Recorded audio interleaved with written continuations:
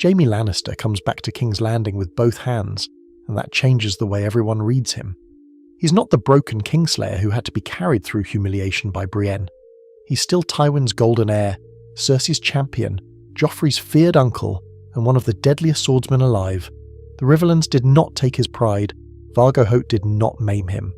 Locke or any sellsword-serving Bolton never turns him into a symbol of Lannister weakness. So when Jaime rides back into the capital, the court sees the old image restored. White cloak, gold hair, perfect sword hand, and the arrogance that made men fear him from the Trident to the sack of King's Landing. Tywin thinks this means Jaime can still be shaped into the future of House Lannister. Cersei thinks it means Jaime belongs exactly where she left him. Jaime thinks the same at first. That is the trap. He still has the hand that made him powerful, but nothing has forced him to understand what that power is actually for. Hello everyone, and welcome to Storyteller's Codex. Here we delve deep into the rich lore of the Lord of the Rings, a song of ice and fire, and the vast worlds beyond, so sit back, relax, and enjoy. Brienne still matters, but her effect is different. Jaime still travels with her through the Riverlands. He still sees Harrenhal, Rose Bolton's cold politics, the ruin left by Tywin's war, and Brienne's stubborn idea that vows should mean something. He still sees a knight who is mocked by everyone, and yet behaves with more honour than the men who call themselves true knights.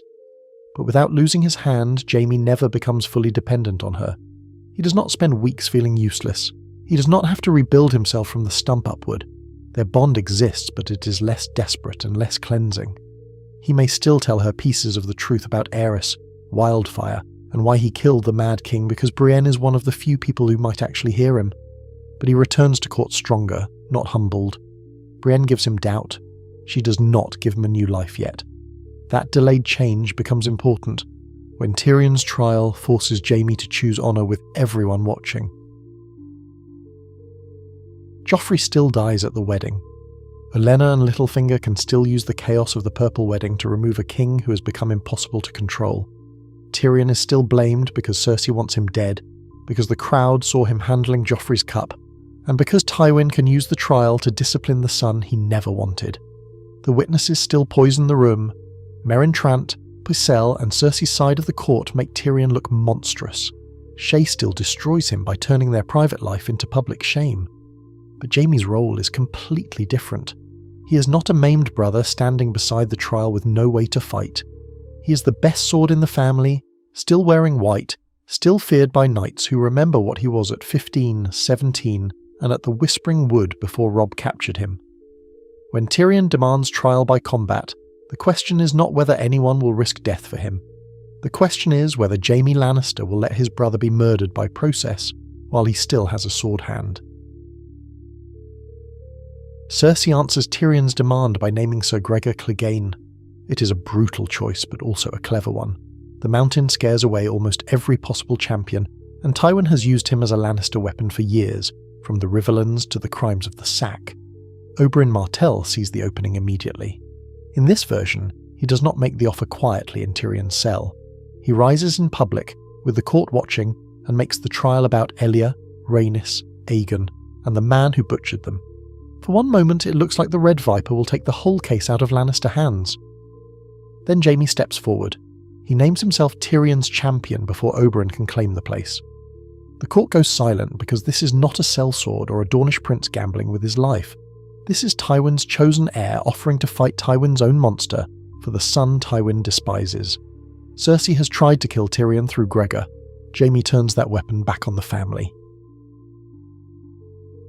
Jaime's offer creates a political disaster. Tywin cannot easily refuse it. If he blocks Jaime, everyone sees that the trial by combat is only theatre, and that Tyrion was meant to die no matter what the gods decided. If he allows it, he risks the future of House Lannister against Gregor Clegane, a man useful enough to protect but not valuable enough to mourn.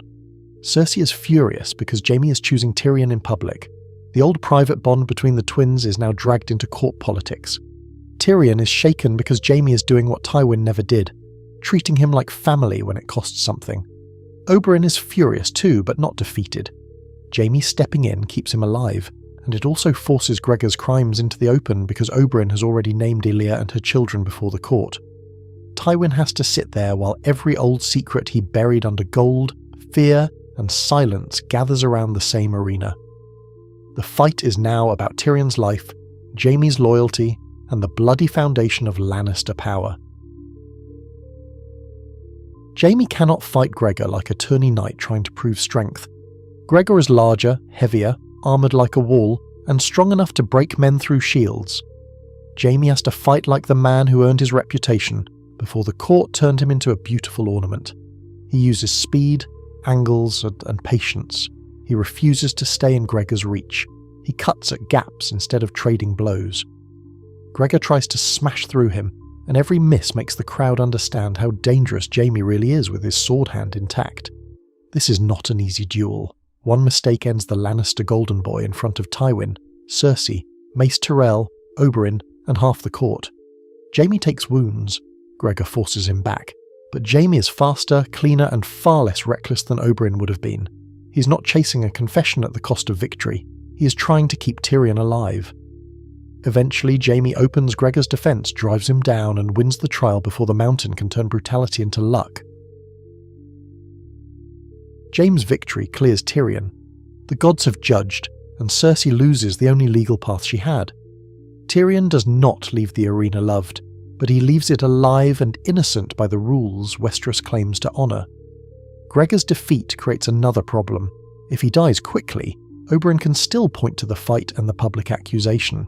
If he lives wounded, Dorne demands custody, questioning, or execution. Either way, Gregor is no longer just Tywin's hidden butcher.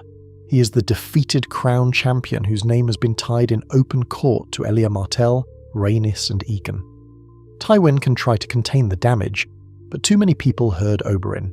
Mace Tyrell hears it, the Red Keep hears it, Varys hears it, and that means the story will travel. Jaime saved Tyrion, but he also broke the arrangement that let Tywin use monsters and then deny responsibility. The trial does not expose every truth at once, but it gives Dorne the leverage it came to King's Landing to find.